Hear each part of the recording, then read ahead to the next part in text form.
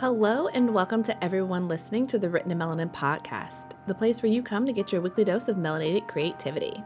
I'm your host, C.M. Lockhart, an author of fantasy books featuring Black girls who aren't all that nice, and the owner of the Melanin Library, an online database of books written by Black authors. And in this space, I share with you everything I've learned on my journey as a Black and indie author.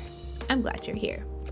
So welcome to episode number 35, you guys, and I mean the actual episode number 35, not episode number 34 like I messed up last time.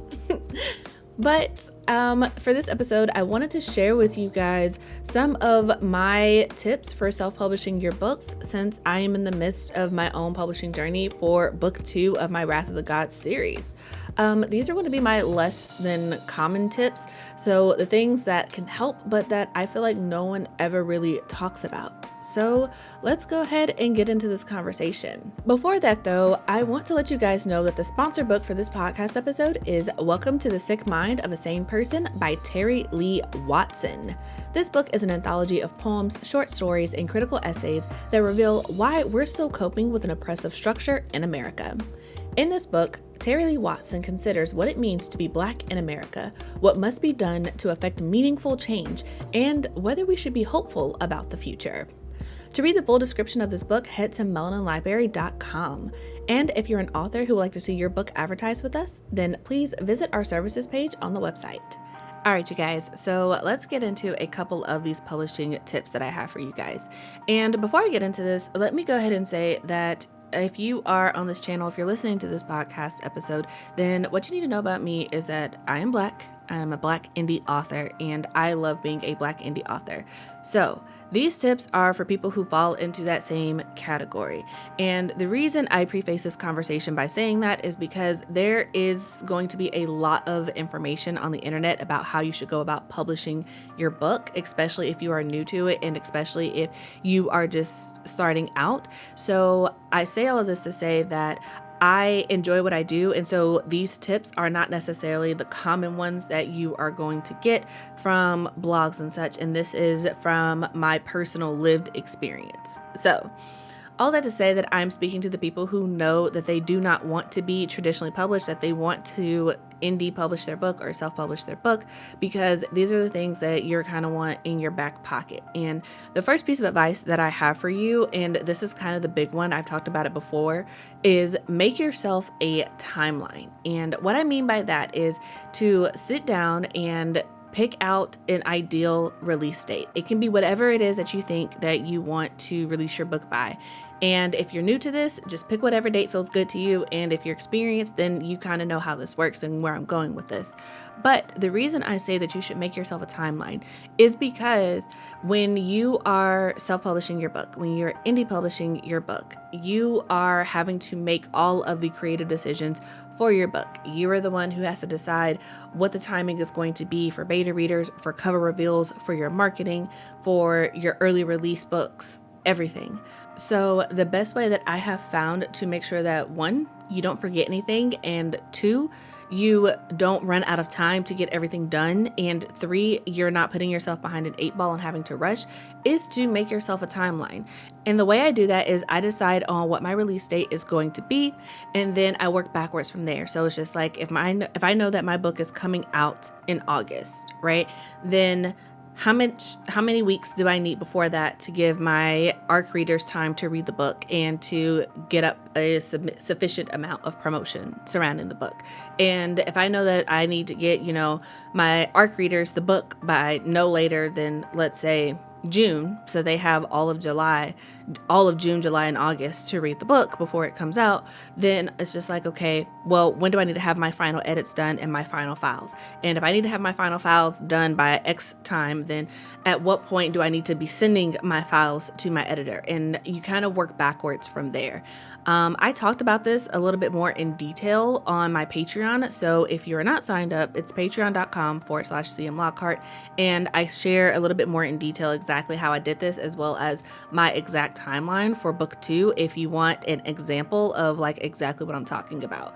But this is the biggest thing that I feel like I wish someone had told me when I first started out on my journey. Like, make a timeline, know what it is that you need to do, list out your tasks, how long it's going to take you, how long it is going to take other people to do what they need to do, because I think that's another part that kind of really got me when I first started out on my journey, is the fact that you don't really factor in that other people need time to do things and they do not move as fast as you. So like, your book may be your baby, so you're like, yeah, I can get all of my edits done in a week if I push myself. Your editor that you're paying is not going to get through your 100,000 plus novel in 3 days. They're not going to do that. You have to give them time to actually work through it. And I feel like that's a pitfall that I fell into. So I'm telling you guys so that you don't fall into the same one. Tip number 2 is decide what you are going to outsource and what you're willing to compromise on. And I know this is kind of a weird tip, because when you're like publishing yourself, in your mind, you're probably like, Chelsea, that doesn't make any sense. Obviously, I'm not going to compromise. That's the point of doing it myself. And it's just kind of like, yes, that's true. But also there are things that you're going to have to compromise on, because unless you are an amazing editor and you can also draw and you can also do typography and you can also do marketing, you are going to have to outsource some of it yourself, because even if you can do all of that in-house, like yourself, you still need other people to help spread the word of the book, because people sell books via word of mouth. So keep that in mind. And the reason I say that is because as you are creating this timeline, as you are going through this process, publishing your book, you are going to need to decide, okay, this is something that I can trust someone else to do, or this is something that I need help with because I don't have the skills necessary to do this. And I think one of the pitfalls that I personally kind of see a lot when it comes to self-publishing is this idea that you can do the whole thing for absolutely free and you don't need to ask anyone for help along the way. And I will say this, it's the same thing that I say to my coaching clients. You absolutely can do that, but I think when people have this idea of what they want their book to look like in the finished product, it is 100% possible to get that finished product, but it is very unlikely that you're going to get that finished product that you have in your mind when you were only utilizing free resources. And I say that to say that, yes, there are definitely resources out there so that you can create a cover on Canva or another site that's similar to that. You can absolutely do that, and there's nothing wrong with it, and there's no shame in that. But I also think there is a certain level of quality that comes with getting a professional cover artist to create something that matches the specific interior and vibe of your book. And that's something that if you want that, you're going to have to outsource it. Same thing with editors, editors, proofreaders, beta readers. Beta readers can sometimes be free, but sometimes they are paid. And it's just like, if you have to outsource that, then you need to go into this journey knowing that and expecting it instead of being blindsided by it. And I am very much an advocate of, if you don't pay for anything else for your book, you should pay for 3 things. And that should be your cover, your editor, and your ISBN. Those 3 things you should always pay for. That just brings a certain level of quality. And keep in mind that when you don't outsource things, you become responsible for them, meaning that's also taking up your brain space, meaning that's also taking up your time, meaning that's also you having to figure out how to do this to a level and quality that you are going to be satisfied with. And while it is not impossible, it is one of those things where it's just like, going back to point number 1, if you have a timeline, you have to be real with yourself with how much time you realistically want to spend on learning a new skill. I'm not discouraging you from doing that, but it is something that I wish I had considered a little bit more when I first published Keeping Promises. And it's something that I learned before trying to do We Are the Origin. So for We Are the Origin, I paid someone to do the cover art because I'm like, I can't draw. I am not going to spend years getting my drawing skill up to par for where I want it to be for this cover. And it was a good decision. I'm very happy with my cover, and I got to form a new connection with another author and with an artist who I am really proud to call my friend and really proud to like refer people to be like, hey, my cover artist is amazing. So her name is Rebecca Brown. If you like my cover art, she does cover art for other people as well. And she's immensely talented. And I personally prefer illustrated covers because I write Black fantasy, and trying to find real pictures with Black people in fantasy settings that match exactly what's in my book is almost impossible. So I am a huge fan of illustrated covers, and I really like her art style, and she has not gone wrong yet with the things that she's created for me. So slight plug for her. But to get back on point, when you're outsourcing, you also have to know what it is that you are going to be willing to compromise on. And with that, I mean primarily with the cover, because the thing is, when you bring someone else's creativity in an effort to mesh with your own, you are inevitably going to come up against some places where it's just like, this isn't exactly what I had in mind. And personally, I think going into it with an open mind is the best option, because I know for myself, when I was getting the cover for We Are the Origin, I had a very specific idea of what I wanted in my mind. And when I ended up talking to my cover artist, she was like, okay, this is what I can do. This is what you asked for. And she sent me a sketch of what I asked for. But she was also like, but what if we did something like this? And she sent me a couple of other options. And I was like, yo, this is great. Like, let's continue down this path and, see where it leads.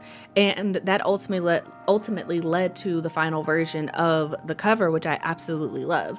And I can say now that I'm in the middle of getting the cover for book 2, that it is also kind of the same kind of energy where it's like, this is what I asked for. And she was like, okay, well, what about if we go in this direction? And I think there's a certain level of unexpected awesomeness that comes when you open yourself up to other people, because it's not necessarily a compromise, but I say that you're willing to compromise on, because sometimes what you have in your head is not necessarily the best option for what it is that you're trying to create. So when it comes to outsourcing, if you are determined to do it yourself, then I would also say know what kind of quality you can expect. So I would say have realistic expectations for yourself if you're not going to outsource things, and still know what you're going to be willing to compromise on, because I promise you, if you're doing everything yourself, you're going to run up to a moment where it's going to be like, hey, this book is supposed to come out in like 48 hours. I need to get these files uploaded and I am tired. And you're just like, you know what? Forget it.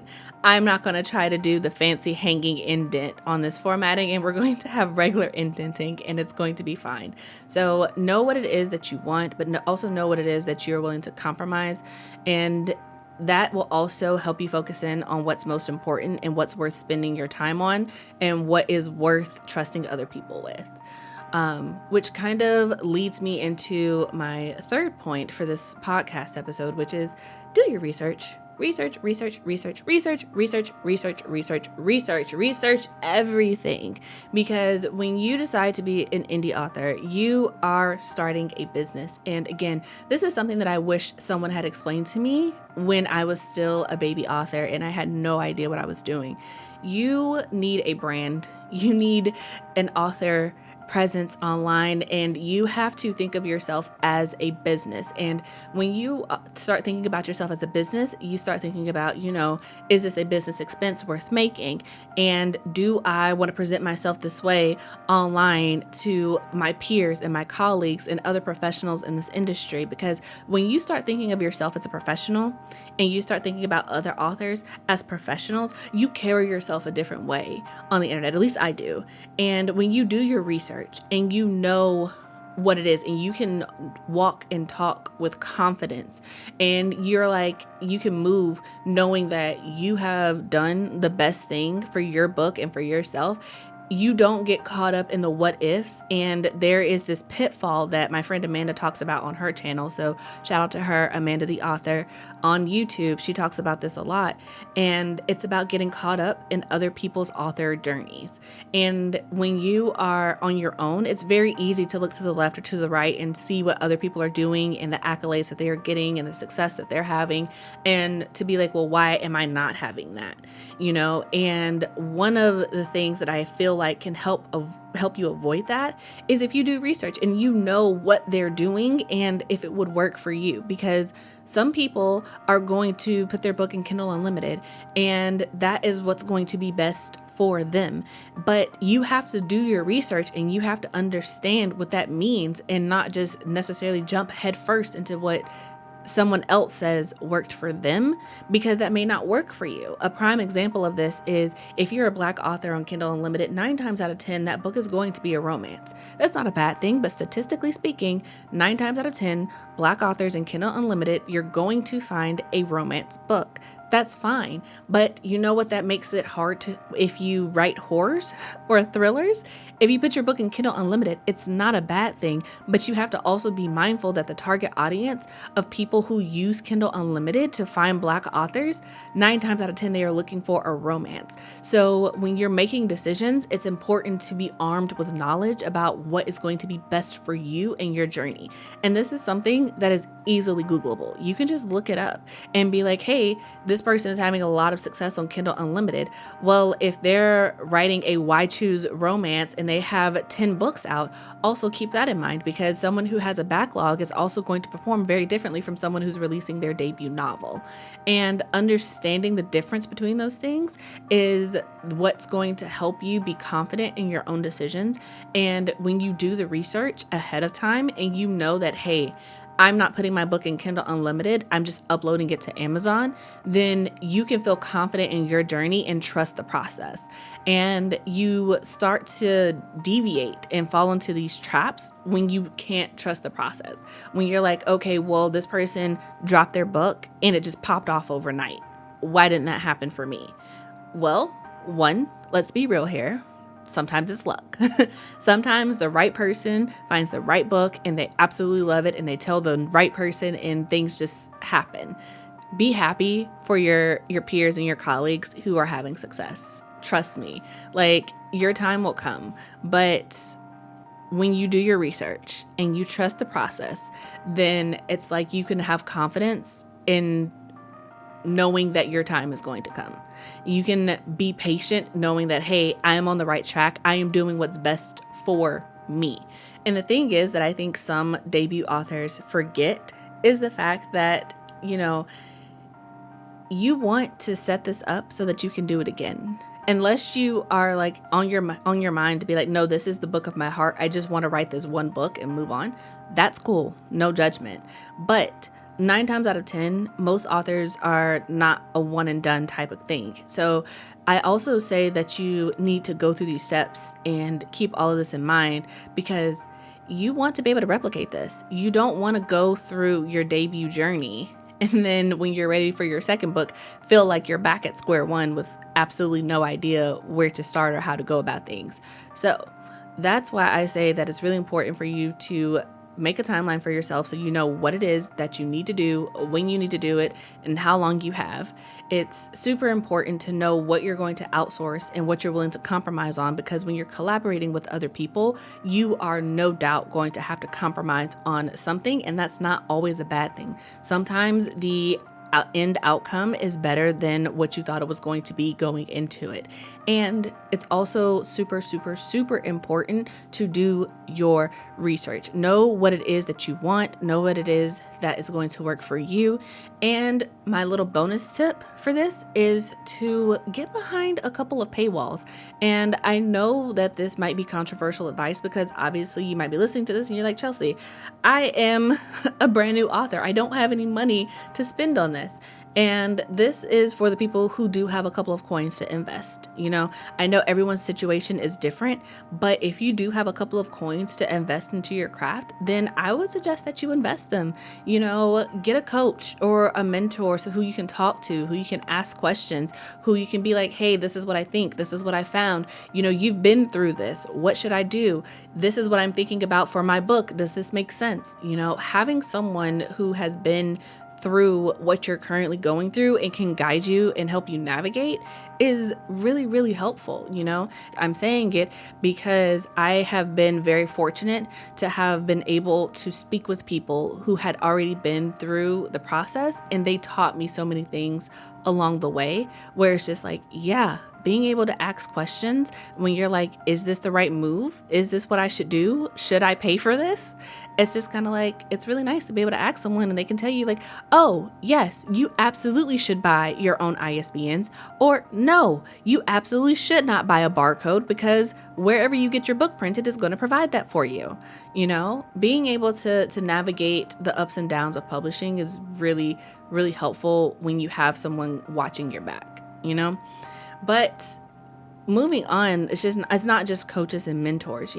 If you are not like a talkative person and you're like, I'm an introvert, I don't really want to talk to anyone, or like these coaching prices are expensive, that's not what I'm trying to pay for, then invest in masterclass, invest in Skillshare, invest in LinkedIn Learning, invest in Udemy, invest in, YouTube videos, whatever it is, watch those videos, sign up for them. And I will say this, YouTube is super helpful, but for me, I have found that the most helpful information came from Masterclass and Skillshare, because that is where people are like, hey, I'm getting paid to give you this information, so I'm going to give you everything and I'm going to give it to you straight. And there's so much information to be found there. And if you can spring for a year, there's so much knowledge and information to be gathered from those things if you can get behind a paywall. And another option is just to join the Patreons and subscriptions of a couple of other authors. See what they offer in their Patreon, see what information that they're giving away, join their Q&As, join their lives, join their newsletters to see what kind of information they're talking about and what they're sharing and what they're giving away. And don't be afraid to reach out to them and be like, hey, I'm signed up for your newsletter. I saw this. How do you decide what to put in your newsletter? How did you decide to do a cover reveal? How did you find your beta readers? Don't be afraid to ask questions, because if you don't ask questions, you're never going to know. But if you can get behind those paywalls, y'all, I promise you're going to get some like golden nuggets of information that you wouldn't get otherwise. So slight plug one more time for my Patreon services, because I am at a point where I'm sharing a lot of the content that I know very specifically with my Patreon patrons. Yeah. So it's just something where I'm like, I have information I feel like it would be really useful for anyone on their journey, where it's just like, I want things to be less complicated. I want them to be straightforward. I want them to be easy to understand, because I believe in putting more books in the world, and that I have always felt that publishing should not be as gatekept as it is. So I'm going to continue to share what I know, and if you guys would like more exclusive information and be able to have a Q&A with me and ask me direct questions, then for sure check out my links in the show notes. But I'm not going to keep rambling. That is it for this episode of the Written in Melanin podcast. If you guys found this helpful and would like to speak with me one-on-one about your book, or have any questions about indie publishing in general, then check out my coaching services. I am always happy to help guide writers on their indie publishing journey, so hit me up. And if you'd like to support the podcast, then please share it with someone you think may enjoy it. Grab a copy of my book, We Are the Origin, from my website, cmlockhart.com, or request my book at your local library. And that, by the way, is absolutely free. Just a reminder. But yeah, there are links in the show notes for everything. And as always, you guys, I appreciate you for listening. So until next time, I hope all your days are lovely and your books are full of melanin. Bye, you guys.